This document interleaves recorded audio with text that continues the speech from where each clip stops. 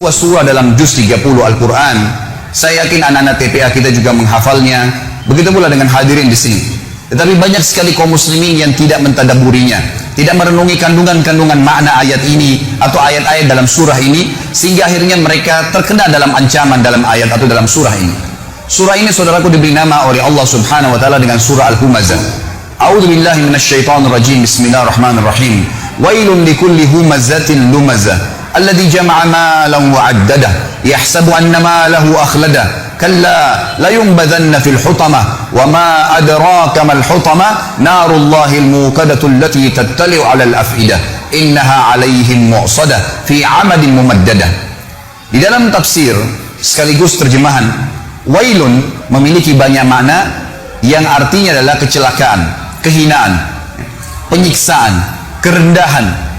Segala macam makna yang bisa menyusahkan seseorang bergabung di masalah atau dalam kalimat wail. Seperti misalnya dalam ayat lain, wailun lil mutaffifin, kecelakaan, kehancuran, kebinasaan. Bahkan ulama tafsir mengatakan nama sebuah lembah di api neraka namanya wail. Allah mengatakan wailun likulli. Kata-kata li, kul, li ini berarti untuk, dan kullu berarti semuanya. Dan kalau bergabung antara li dengan kullu berarti tidak ada pengecualian. Allah mengatakan wailun likulli, kecelakaan, kehancuran, kebinasaan, siksaan, lembah di api neraka untuk semua, tidak terkecuali. Siapakah yang Allah ancam, saudaraku? Dua kelompok, humazatin lumazah. Humazah ini kata ulama tafsir maknanya adalah alladzi ya'ibun nasu biqaulihi, orang yang sibuk menceritakan aib orang lain dengan lisannya.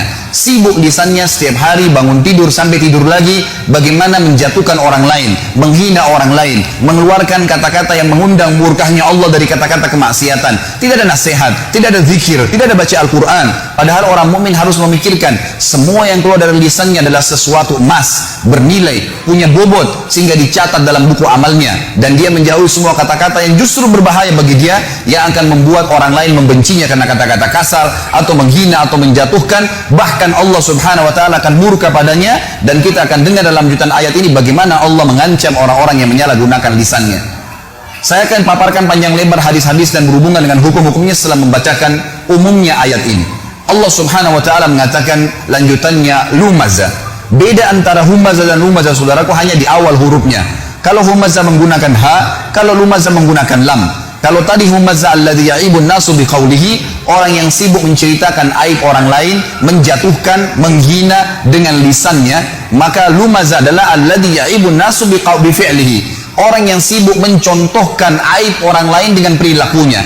Temannya pincang dicontohkan jalannya, temannya cadel dicontohkan jalannya. Apa saja kekurangan dari fisik seseorang di depan matanya, maka dia jadikan sebagai bahan-bahan olokan. Sekali lagi Allah mengatakan wailun, kecelakaan, kehancuran, kebinasaan, lembah di api neraka untuk semua tidak terkecuali kelompok yang sibuk menceritakan orang lain dengan lisannya, menjatuhkan mereka, menghina mereka, atau mereka mencontohkan aib orang lain dengan perilakunya. Apa yang Allah Subhanahu wa taala sebutkan tentang ciri mereka? Kata Allah Subhanahu wa taala alladzi jama'a malan wa 'addadah. Yang paling banyak kena dua kelompok ini adalah orang-orang yang selalu secara letter-let maknanya mengumpulkan harta dan menghitung-hitungnya. Ini terjemahan letter-let, tapi makna tafsirnya adalah orang-orang yang mengejar prestasi-prestasi dunia yang mereka mengira bahwasanya prestasi itu akan terus kekal bersama mereka. Misal, seorang ketua yayasan terus merasa dirinya akan menjadi ketua yayasan. Setiap merasa ada saingan, maka dia akan berusaha menjatuhkan dengan lisan atau perilakunya.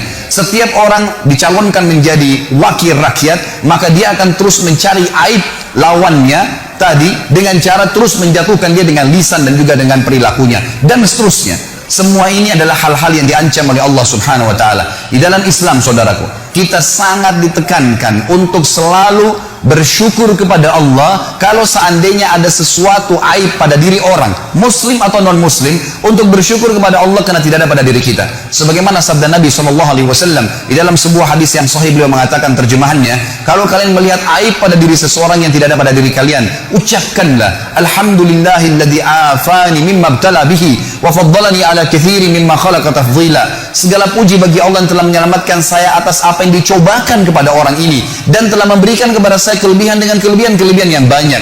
Bukan justru menjatuhkan, bukan justru dijadikan sebagai senjata untuk menghina orang lain atau bahkan menceritakan aib tersebut kepada orang lain. Saudaraku, menceritakan aib yang ada pada diri seseorang, kalaupun ada, namanya ghibah dalam agama Islam dan hukumnya haram, tidak boleh.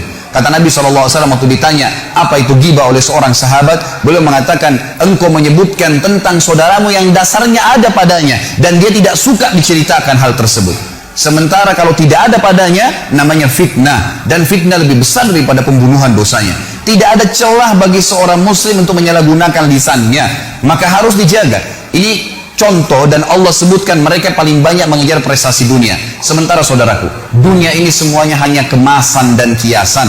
Apa bedanya antara seseorang yang tidur di emperan jalan, yang tidak menggunakan kasur, selimut, cuma berlapiskan tanah saja, dan bajunya apa saja yang ada di badannya, dengan orang yang tidur di ranjang yang ratusan juta, rumahnya dari marmer semuanya? Apa kira-kira bedanya antara dua orang ini? Demi Allah, hanya kemasannya saudaraku, kemasan duniawi. Tujuannya sama saja, tidur. Apa bedanya antara orang yang makan di daun pisang dengan orang yang makan di piring emas? Kemasan dunianya berbeda, tujuannya makan sama. Jangan sampai kelebihan kemasan yang Allah berikan kepada kita karena kelebihan fisik, karena adanya kemasan kendaraan, kemasan yang diberikan oleh Allah Subhanahu wa taala, lalu akhirnya membuat kita melanggar pemberi nikmat itu, Allah Subhanahu wa taala, yang melarang kita justru menjatuhkan orang lain.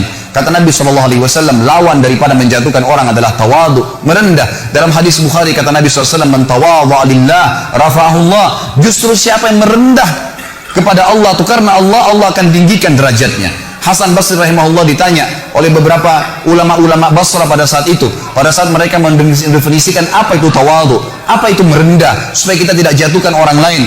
Maka mereka memberikan definisi beragam macam. Lalu Hasan Basri mengatakan, kalau menurut saya adalah, jangan pernah kau lihat siapapun orang muslim di depan matamu, kecuali kau pastikan dan katakan dalam dirimu, dia lebih baik daripada saya. Kalau dia lebih tua, katakan orang ini lebih dulu mengenal Islam dari saya, maka pasti lebih banyak pahalanya. Kalau dia lebih muda, katakanlah bahwasanya dia lebih muda dari saya sehingga dosanya lebih sedikit dan Allah lebih muliakan dia. Terus kita merendah di mata Allah Subhanahu wa taala, Allah akan tinggikan derajatnya orang seperti ini.